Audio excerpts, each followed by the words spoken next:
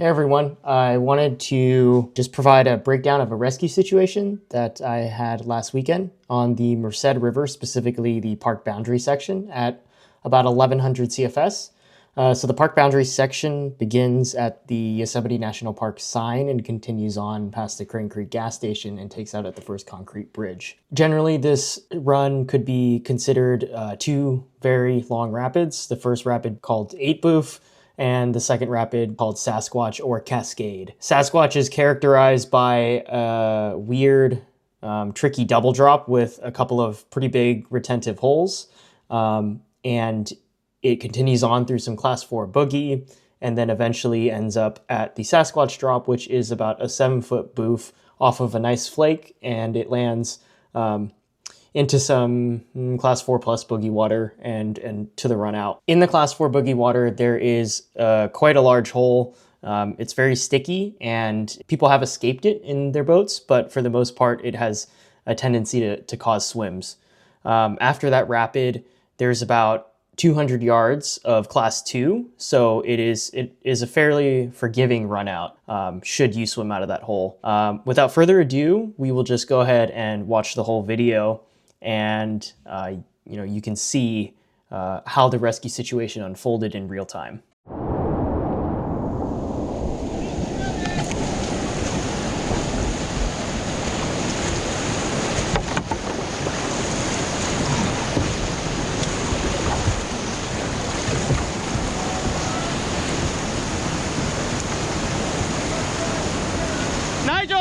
Nigel, rope!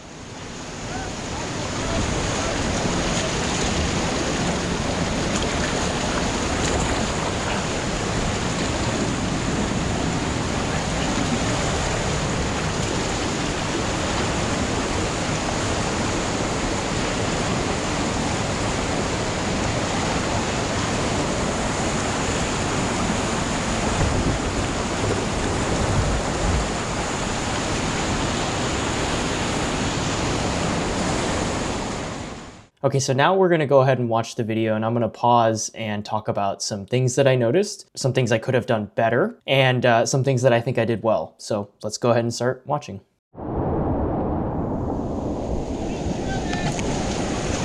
So you'll notice here, I'm about to pop my skirt and start to get out of my boat, but if you can see, the paddler is actually still in the hole and he's still fighting to get out of it. I think this is important to note that I had about 4 other paddling partners who were already out of their boats, so it was a easy decision to leave them in their boats so that they could handle safety on the water, whereas I could try and get the swimmer to shore as quick as possible.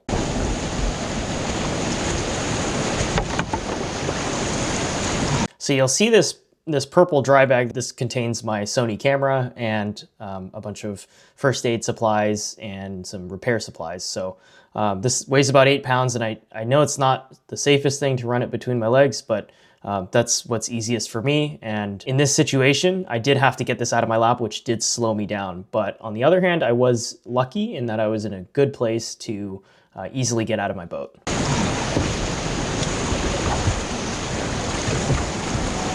Okay, I'll pause it again there. I'm not exactly sure of the exact time that it took me to get out of my boat once I pulled my skirt, but I would say it was between 5 and 10 seconds. I think this is a crucial skill that's often overlooked. I think that more people should work on getting into and out of their boats quickly in very difficult spots, because it can often mean the difference between successfully throwing a rope to a swimmer and missing them, basically.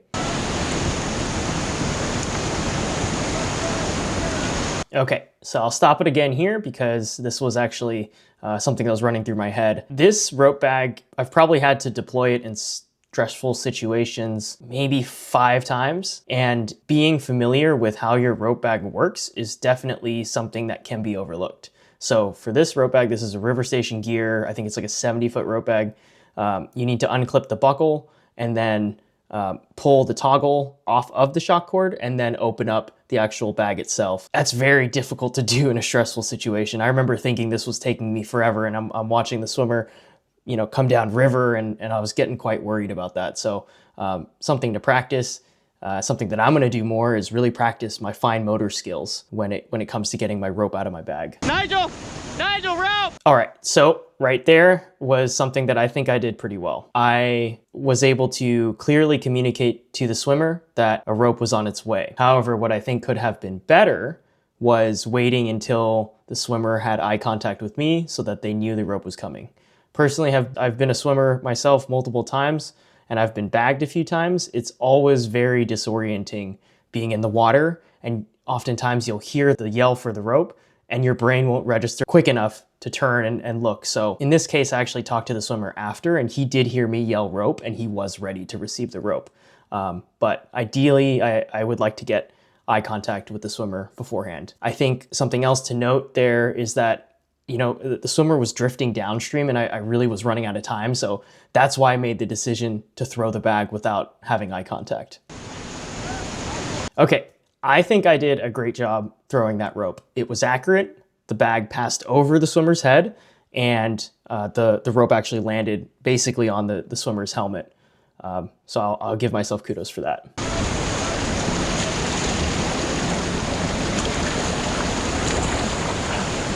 Okay, here it's very bad freeze frame. It doesn't really show what's going on, but there's a couple of things that I think I could have done better. I didn't have enough time to get set and brace for the full force of the swimmer on the rope. So you can see here, I'm kind of just scrambling and leaning back, trying my best to hang on to the swimmer. But at the same time, my boat is starting to float away. So I think this is a compromise here, because if I tried to secure my boat prior to getting my rope out, I probably wouldn't have been able to get the rope to the swimmer. So I got lucky here, as you'll end up seeing. I was able to grab my boat, but it doesn't always end that way. So here is just further bracing. I'm using my right hand on a rock, and as you can see, my boat is just floating away. So not an ideal situation, but right now my priority is to get the swimmer into an eddy on the shore.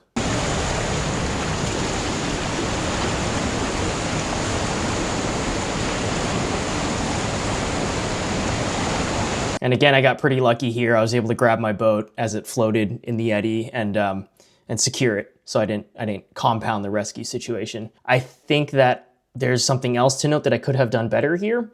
If you look closely, the rope is actually wrapped around my hand, and the tail end of the rope is just on the other side of my hand. So that goes to show how close I actually got to losing the swimmer. I know that the rope was slipping through my hands as the full force of the swimmer was pulling on that rope. And that was because I didn't get properly set and ready to brace for the full force of that swimmer. It's a big no-no. You don't want to wrap ropes around appendages on the river. And that is definitely something that I could do better. But in this case, I think I did that subconsciously so that I wouldn't lose the swimmer downriver. Okay, by now there's no tension on the rope, so I start to pull the rope in, and I verified that the swimmer is actually on shore. There's actually, you can't see it, there's a boat right near the swimmer for additional safety. But something to mention and something to note is that you just generally want to make sure that the swimmer is on shore prior to letting go of the rope, because there's always a possibility the person is trying to get out of the water and they slip, and you're not holding the rope, and that would again compound the situation. So I think, to recap, the things that I did well: I was very quick out of the boat. I communicated my rope throw well to the swimmer, and I had a pretty accurate throw. I think I could have had eye contact and better confirmation of an incoming rope with the swimmer. However, I didn't really have the time to wait for that. I absolutely could have braced myself better for the force of the swimmer on the rope, and I could have avoided wrapping the rope around my hand. The last thing that I could have done better was secure my boat, which was almost lost, and like I said, would have compounded the situation, but I think that that was a compromise that I had to make in order to get the rope to the person in trouble. Overall, that's a quick breakdown of a rescue situation that happened recently to me. And again, I think there's some things to take away from this situation, and then there's also some things that I could have done better. So hopefully that was helpful for you, and yeah, stay safe out on the river.